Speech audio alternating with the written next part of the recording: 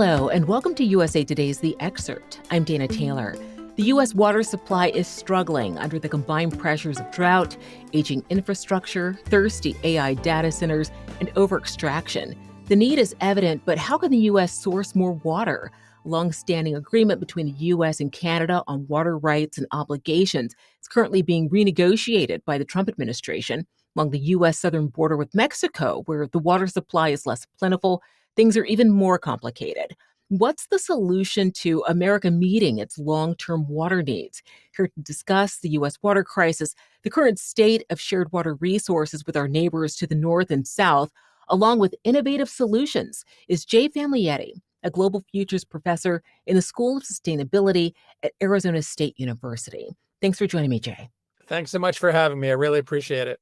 Let's start with what one of our journalists referred to as our Western water woes.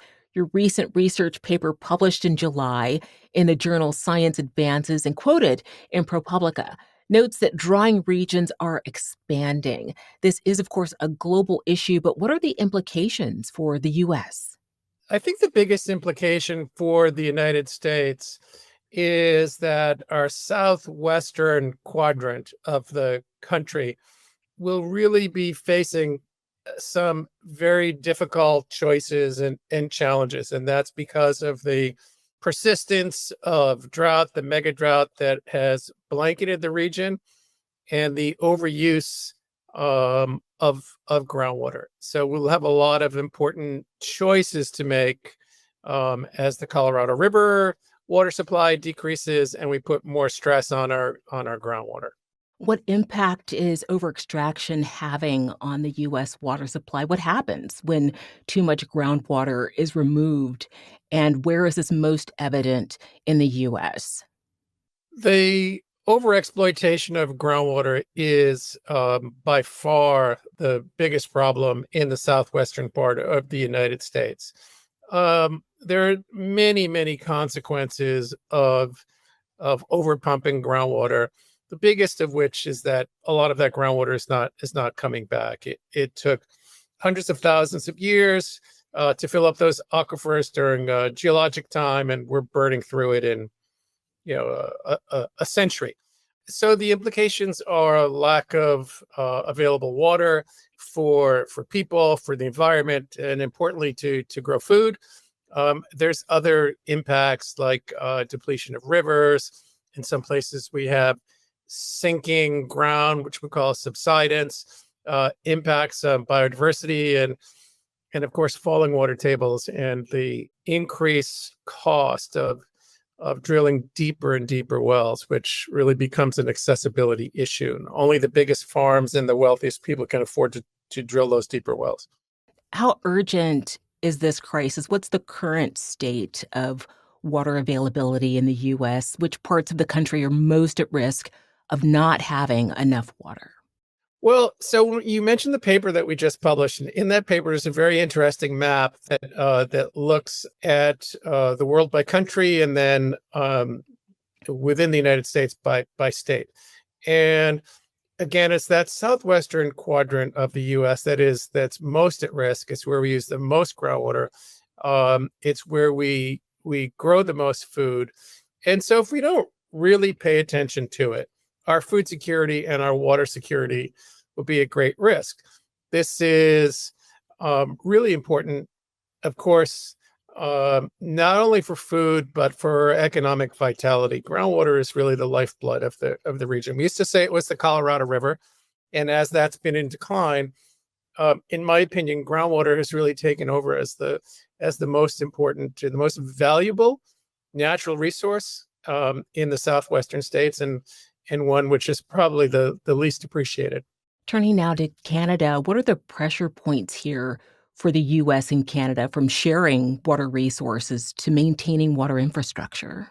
Well, I used to live in Canada. I worked up there for 5 years. And as someone who has, lived on both sides of the border, first of all, people up in Canada are not necessarily worried at all about the United States coming for their water. And then my impression in the United States is that there's not a lot of people in the United States thinking about going to Canada for water. The Great Lakes region is one that is quite sensitive about, people coming in and taking their water, but maybe that's way out in the future. The United States itself has plenty of water. Three-quarters of the country has been getting wetter. We are fortunate in the United States to have a country that's large enough that we can have water security. The challenges of the future will be, how do we move water? Do we need to move water across longer distances than we already do? Right now, most of that water movement is within states. Do we need to start moving water from state to state? Do we need to start sharing groundwater and talk about groundwater between states? Right now, it's just by individual states. So those are things that we have to worry about for the future. But right now, the Southwest, yes, it's urgent, but conservation, more efficiency will help us get out and really achieve sustainability. Again, bigger picture, it's a big country with a lot of water, and we have to start thinking about what we're going to do in 20 years or 30 years from now when these groundwater, if these groundwater supplies start to dwindle, what are we going to do about that? Over the last 10 years, Mexico has repeatedly fallen short on its water deliveries to the U.S. What's led to those shortfalls, which by one estimate have cost Texas farmers hundreds of millions of dollars in lost revenue? So it's interesting that you point that out. And so in this recent paper of ours, we wrote a similar paper 10 years ago. And so this paper, the new paper, is in part an update. And part of the reason that we did an update is that certain regions, and Mexico and Central America are two of those regions, have really declined a lot over the last decade. And that's because of climate change, and that's because of overexploitation of groundwater, increased temperature, and shortages can also be a result of inadequate water management. All those things are in play in Mexico and in Central America.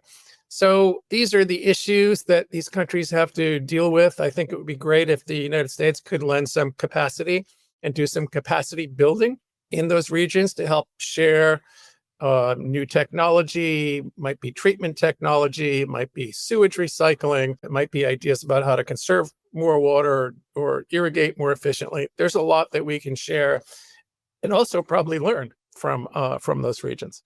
I mentioned AI data centers, which require large quantities of water to operate. Their installation has led to water issues for those living near some of these centers that go beyond scarcity. What are the concerns here? Well, the biggest concerns, I think, at least in the United States, and I live near Phoenix, and that's a huge mecca for data centers and for computer chip manufacturers, and they're quite water intensive. But the power issues, at least in the Phoenix area, are bigger. Agriculture uses most of the water. Data centers are not close, at least in food producing regions. But that said, in some regions, the data centers, if you look across an entire state, the component of, the fraction of the overall water budget may not be great. But if you look in a region, they could end up using all of the water.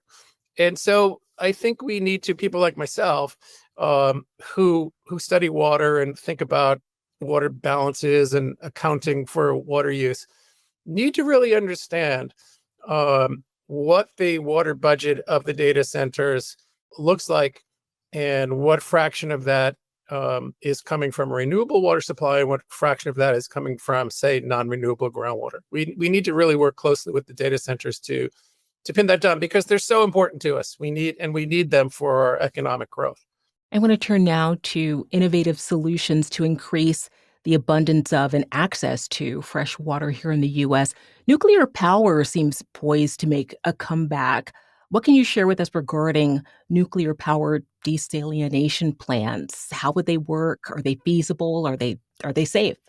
Well, so, people have long been concerned about nuclear power in any form for any use. And so that's sort of a personal or regional issue. But that aside, desalination, I think, is important.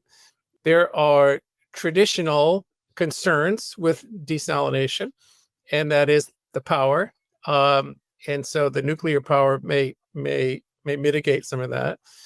but the cost of the water, say per gallon, because it's very expensive, and what to do with the brines, the salt that you take out of the water as part of the desalination process, and it's quite toxic. And so those are all still there. I think that they are solvable problems, and renewable energy or nuclear power are part of that solution.